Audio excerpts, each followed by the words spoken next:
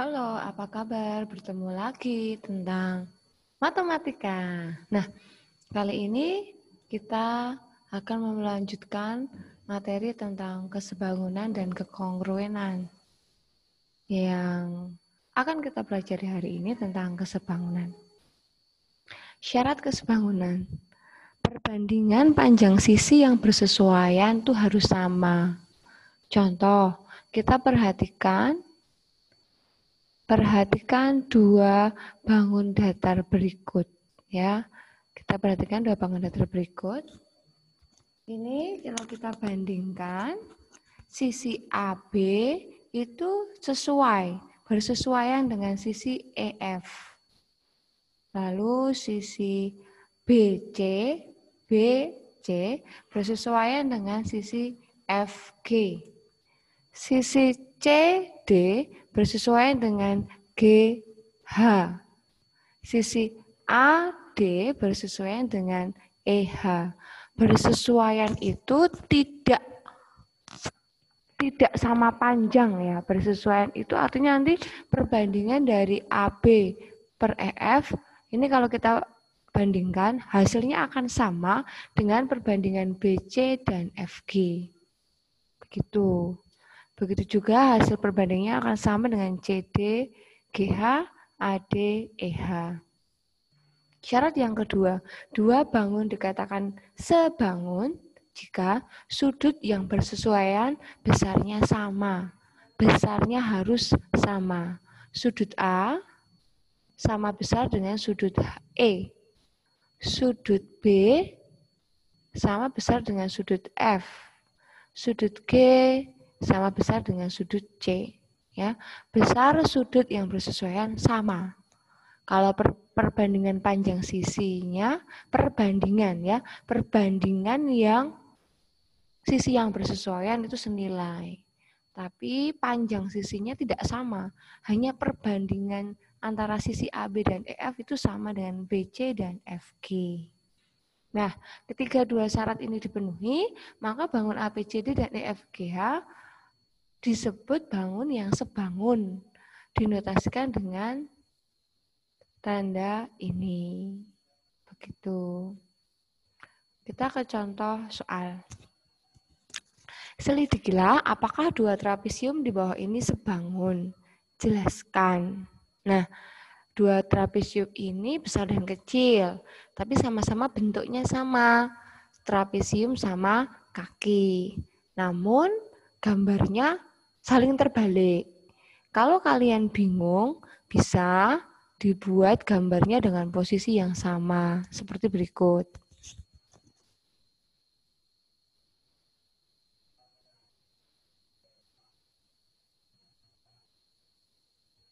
Kita buat trapesium yang ini dengan kondisi terbalik, tanpa merubah ukurannya.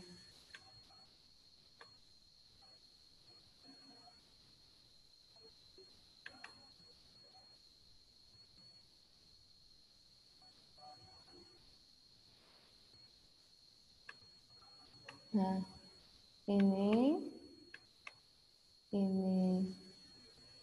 D, ini C, ini A, ini B, ini 2, ini 8. Kita mau menyelidiki apakah perbandingan dari sisi dua trapesium ini sebanding atau tidak. Yang jelas, kita akan bandingkan sisi PG ini dengan DC.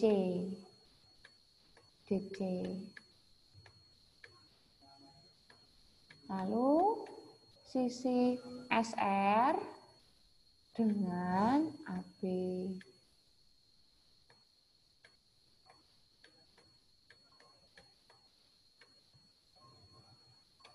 Begitu, SR dengan AB.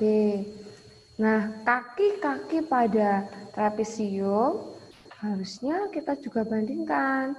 SP dengan AD, lalu GR dengan BC. Ya, ini syarat yang pertama, kita harus membandingkan sisi-sisinya. Kita masukkan ukurannya. PQ ada 4 cm, DC itu 2 cm.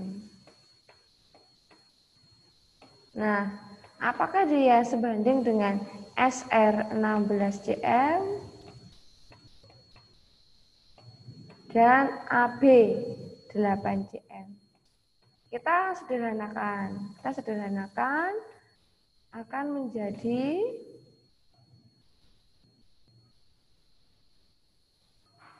ini satuannya kita bagi hasilnya 1, 4 bagi 2 hasilnya 2/1, 16.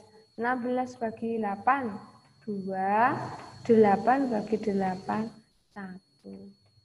Ternyata perbandingannya sama. Berarti trapesium ini memenuhi syarat yang pertama. Syarat kesebangunan yang pertama. Kita cek besar sudutnya. Ya, kita cek besar sudutnya. Karena dua trapesium ini adalah sama-sama trapesium sama kaki, otomatis besar sudut-sudutnya P akan sama dengan D. Ya, sudut P sama dengan sudut D. Sudut C sama dengan sudut Q.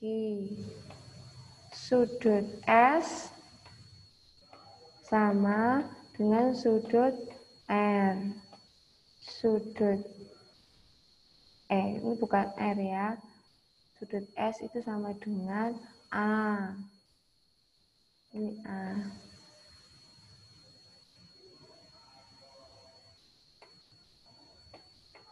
Sudut R sama dengan sudut B. Nah, karena kedua syarat dipenuhi, jadi kesimpulannya dua trapesium tersebut sebangun.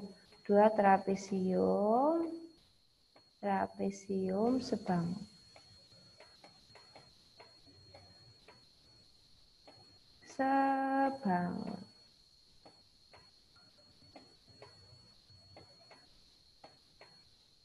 Nah, begitu. Semoga jelas ya. Contoh yang kedua. Ada dua buah bangun yang sudah jelas dikatakan sebangun. Jadi tidak perlu dibuktikan trapesium EFGH dan ABCD itu sebangun atau tidak perlu dibuktikan. Karena di soal tersebut sudah diberi keterangan bahwa dua bangun tersebut adalah sebangun. Tugas kita menentukan panjang EF, HG, AD, dan DC.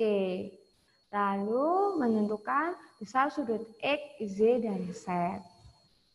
Untuk menghitung yang A, kita harus membuat perbandingan terlebih dahulu. Perbandingan antar sisinya terlebih dahulu. Ya, kita bandingkan dari sisi FG.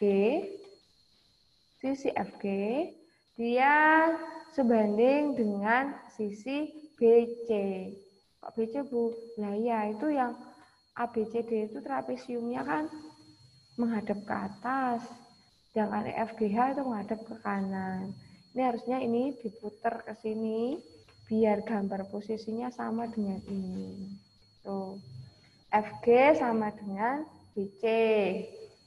Lalu EF sama dengan AB. EH sama dengan AD. Lalu yang terakhir HG sama dengan CD. Nah, sekarang kita mau menghitung EF.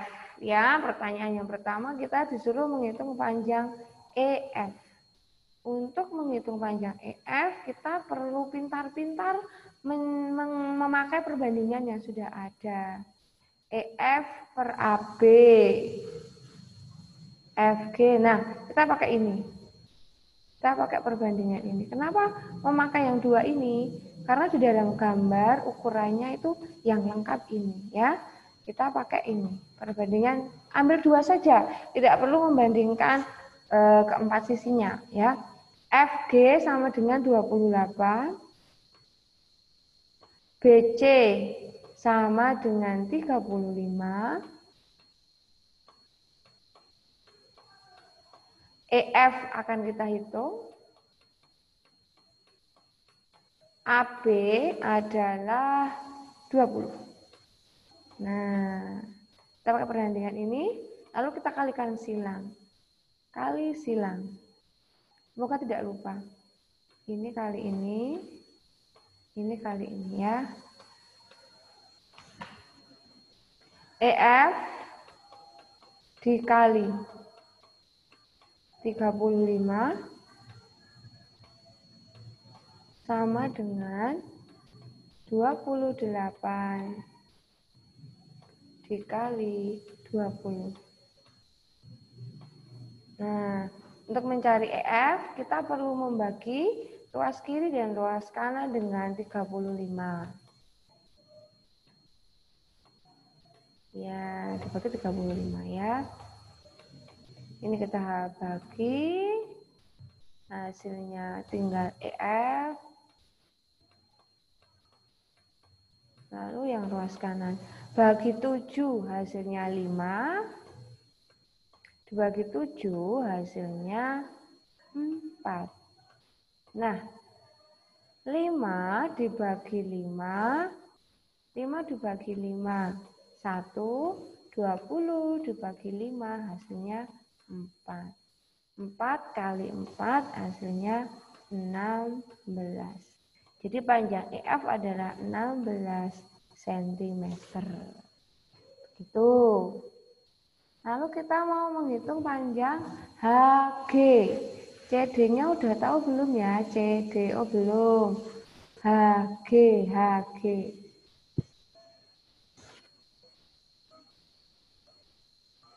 Kita gunakan trapesium.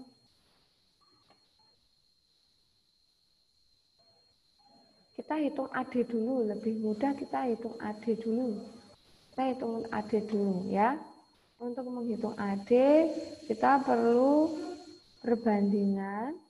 Kita pakai perbandingan EF per AB sama dengan EH per AD. Kita mau menghitung AD dulu. AD.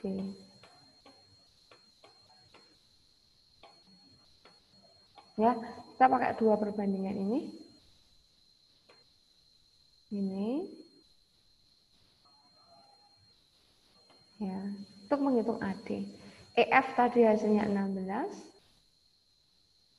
16 ya. EF 16, AB 20, lalu EH 16, AD berapa? Nah, itu EF 16, AB 20, EH 16, berarti AD, karena ini pembilangnya sama 16 berarti kita tidak perlu panjang lebar menggunakan perkalian silang, bisa langsung kita tentukan AD-nya adalah 20. Gitu. AD 20. Ya, sekarang kita pinjam trapesium FGH. untuk menghitung HG. EFGH kita gunakan untuk menghitung AHG. Nah, ini F, ini G, ini E, ini H. Tuh ya. Ini 16, EF 16, ini 28. Kita mau hitung ini. Kita perlu garis bantu di sini. Strip. Nah, garis bantu ini panjangnya akan sama dengan EF. Sama-sama 16. Lalu dari sini sampai ke sini juga 16. Kok tahu, Bu? Sama dengan ini. Ini dan ini sama. Lalu sisanya ini berapa? Sisanya ini didapat dari 28 dikurangi 16. Yaitu 8. 28 kurangi 16. Oh, 12. Maaf, salah. 12 ya. Ini didapatkan 12. Ini 12. Nah, kita mau mencari HG dengan rumus Pythagoras. HG sama dengan akar 16 kuadrat ditambah 14. 12 kuadrat. Sama dengan akar 256 ditambah 144 sama dengan akar 400. Hasilnya 20. Ya, didapatkan HG 20. Gitu. Kita lanjut ke nilai X, Y, Z ya. Nilai X, Y, Z. X ini akan sama dengan Z. Karena sudutnya bersesuaian. Lalu Z sama dengan sudut H. Tuh ya. Karena D dan H ini seletak. Gitu. Sudut Y sama dengan sudut H. Karena seletak, hasilnya 127 derajat. Sudut X itu akan sama dengan Z. Nah, X dan Z ini kita harus ingat. Dalam trapesium, sudut yang berdekatan itu jumlahnya 180. Berarti sudut H ditambah sudut G itu harus 180. Untuk mencari G atau mencari si X, 180 kita kurangkan dengan 127. Maka besar sudut X dan Z itu sama, hasilnya adalah 6, ini dikurang ya, 53 derajat. Begitu. Udah nggih? Sedikit pengantar tentang kesebangunan. Oke.